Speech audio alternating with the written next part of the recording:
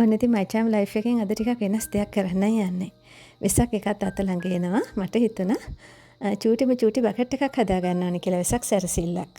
ඉතින් චූටි දුල පුතාලා දුක් වෙන්න එපා. මට වෙසක් කූඩයක් හදා ගන්න බැරි වුණා කියලා. ඉතින් ලොකු වෙසක් කූඩ හදන්න බෑනේ ඔයාලට. බටපතුරු කපාගෙන උණ ගස් කපාගෙන. ඉතින් ඒ වගේ නෙමෙයි ඔයාලට කඩදාසි කොලයක් A4 කොලයක් තියෙනවා නම් මෙන්න මේ පුංචි බකට් එක හදා ගන්න පුළුවන් හරිම ලේසියෙන්. ඉතින් චූටි අත් වැඩක් වගේ මේක හරිම ලේසියි හදා ගන්න.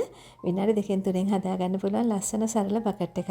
ඉතින් මේකට වරට වර එකක් දාලා පුංචි බල්බ් එකක් දාගන්නත් පුළුවන් වොට් පහේ වගේ. එහෙම නැත්නම් ඉටිපන්දමක් ගහලා සාමාන්‍ය විදිහට බකට් එකක් විදිහට හදා ගන්නත් පුළුවන්.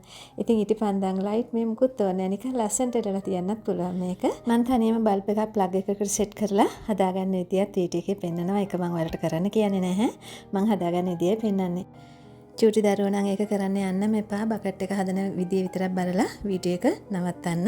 ඒ වගේම තමයි හරියට නොදැන කිසිම කෙනෙක් මේ වැඩේ කරන්න යන්න එපා. ඉතින් මම අරගෙන ආව පාට A4 කොළ ටිකක්. මේ තියෙන්නේ. ඉතින් ප්‍රාථමික අංශීන දුර පුතාලා නම් දන්නවා A4 කොළ හොඳට පාට ඒවා. ඉතින් මේක ලස්සන පාට වලින් අරගත්තම හරි.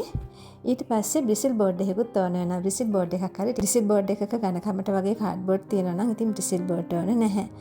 ඉතින් මේ තියෙන අඩි රෝලක් මේකේ එක පැත්තක් අඟල් තියෙන්නේ අනිත් පැත්තේ සෙන්ටිමීටර තියෙන්නේ. ඉතින් බ්‍රිසිල් බෝඩ් එක දෙකට නවා ගත්තා මම. එතකොට කෑලි දෙකක් එක සැරේ කපා ගන්න පුළුවන් දෙපැත්තටම. සෙන්ටිමීටර 2ක ප්‍රමාණයක් මේ විදිහට ලකුණු කරගත්තා මම. දෙපැත්තෙම ලකුණු කරලා රූලක් ගහලා ඊට පස්සේ කපා ගන්නවා. දෙකම එක ගානට තියලා කපා ගන්න මේ විදිහට.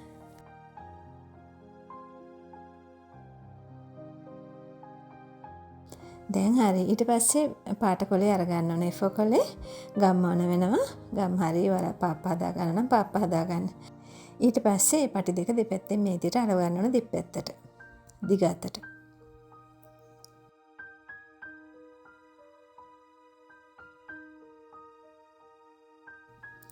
දැන් හරි. මැද ගම් ගා ගන්න එපා. මැද ගම් ගාගත්තොත් එහෙනම් බකට් එක ඇතුලෙන් ඇලවෙයි. ගම් ගෑවිලා තියෙනවා නම් හොඳට පිහත ගන්න. ඊට පස්සේ මේක හරි මැදින් හොඳට නවා ගන්න ඕනේ. ධාරයක් හිටින්න. මේ විදිහට. අපි අලෝප පටි දෙක ඇතුළට හිටින්න තමයි නවා ගන්න ඕනේ. නවාගෙන අපි අලවගත්ත පටියේ තියෙන්නේ ඒ ආසන්නයට වගේ එන්න එක සමානව කපා ගන්න ඕනේ මේ විදිහට. ගොඩක් උඩටම මේ පටියනුත් එහාට යන කපන්න නැහැ. පුළුවන් නම් පටියෙන් සෙන්ටිමීටරයක් විතර පල්ලෙහාට කපා ගත්තත් කමක් නැහැ. ඉතින් මේකේ රූලක් ඇඳලා කපා ගන්නත් පුළුවන් දෙපැත්තෙන් සමානව. ඒ වුණාට එතකොට ඒක පේනවනේ හින්දා හිතේ මට්ටමට කපා ගන්න මේ විදිහට. ගානට කපා ගන්න. ඒ පටිය ආසන්නයට එන කපා ගත්තාම ගානට කපා ගන්න පුළුවන්. මේ විදිහට. මේ ගානට වගේ කපා ගත්තම හරි.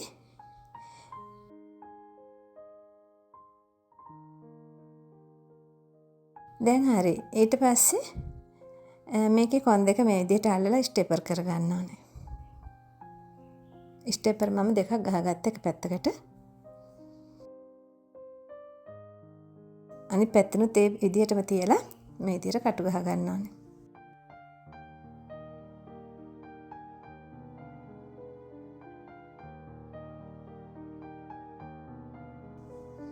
දැන් හරි. ඉතින් මේ බකට් එක හදලා ඉවරයි. බලන්නකො ලස්සනයි නේද මේක? බකට් ගන්න ඉන්නවා නම් ඔන්න බකට් ගන්න ඕනෙත් නැහැ. ඔයාලට ඉතින් මේකට ඉටිපන්දමක් ගහනවා නම් මැද්දෙන් පටියක් ටිකක් ඝනකම කාඩ්බෝඩ් එකක් වගේ අල්ලලා ඒක උඩට ඉටිපන්දමක් ගහ ගන්නත් පුළුවන් පුංචි එකක්. ඉතින් මම කියන්නේ ඉටිපන්දම් ගහන්න කියන තමහට ගිනි ගන්න බලයි මේක. ඊට පස්සේ මේකට ඉතින් ඔයාලට බකට් කම්බි දාලා දෙපැත්තට බකට් කම්බියක් දාලා හදා ගන්න පුළුවන්. මං ගාව තියෙන ටිකක් ඝනකම කම්බි එක මේකට හරියන්නේ නැහැ. ඉතින් ඔයාලා මේක හදා ගන්නවා නම් හાર્ඩ්වෙයාර් එකකින් බකට් කම්බි ටිකක් අරන් එන්න. දැන් හරි. ඉතින් මේ විදිහට මම තව එකක් හදලා පෙන්නන්නම්.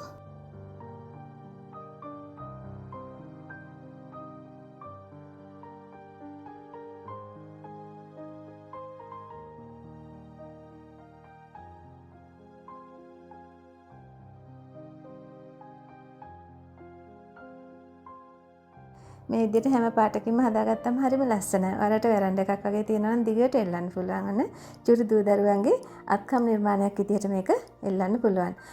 තංගුස් නූලක් තිබිලා මම ඒක අරගෙන දාගන්න බැලුවා. මේ විදිහට ඒකත් එච්චරම සාර්ථක නැහැ. මේකට හරියන්නේ බකට් කම්බි. ඒ වගේම තමයි මැරිලා ගිය ගස් තියෙනවා. විශාල ඒවා නෙමෙයි නිකන් කරපිංච ගස් වගේ නිකන් පීර ගස් වගේ ඒවා. ඒවැ කොළ හැලිලා ලස්සනට තියෙන ගස් තියෙනවා දිරලා ගියත්. ඒ වගේ එකක මේවා ලස්සනට එල්ලන්න පුළුවන්.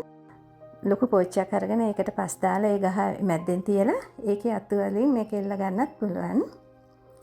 ඊට පස්සේ වන්න සරල අත්දැඩක් විදියට හදාගන්න පුළුවන්. බකට් එක හදාගන්න වැඩේ ඉවරයි. මින් ඉදිරියට වීඩියෝ එක නිකන් බලන් ඉන්න වලත් හදා බලන්න යන්න එපා. දන්නේ නැති අය එහෙම. ඉතින් වෙසක් කූඩු ටිකක් තියෙනවා. ඒකට ලයිට් එකක් අමන ගන්න ඕනේ. මට ප්ලග් එකකට ගහලා තමයි කරන්ට් එක සප්ලයි එක දෙන්න ඕනේ. මං තනියම පුළුවන් විදියට මේවා කරගන්න විදිය තමයි මේ.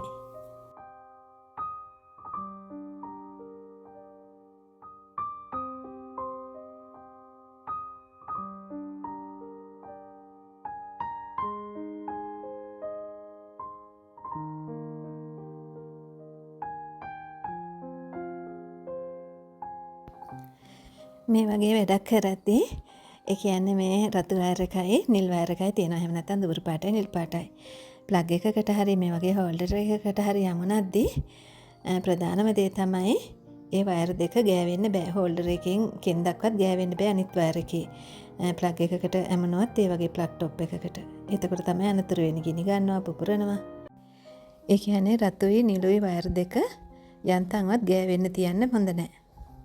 ඒකයි මං කිව්වේ මේ වැඩ ටිකක් භයානක වැඩ කියලා.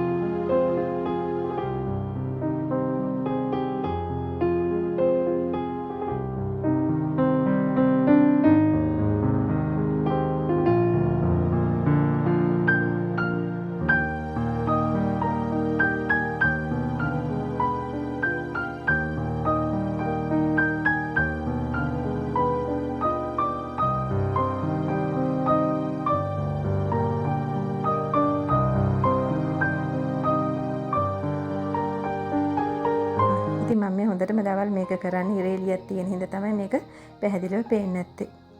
මයි චාම් ලයිෆ් එකෙන් වන්න වෙනස් වැඩක් අද කරේ. ගිහින් එන්න සුබ වෙසක් මංගල්‍යයක් වේවා ඔයාලා සියලුම දෙනාට.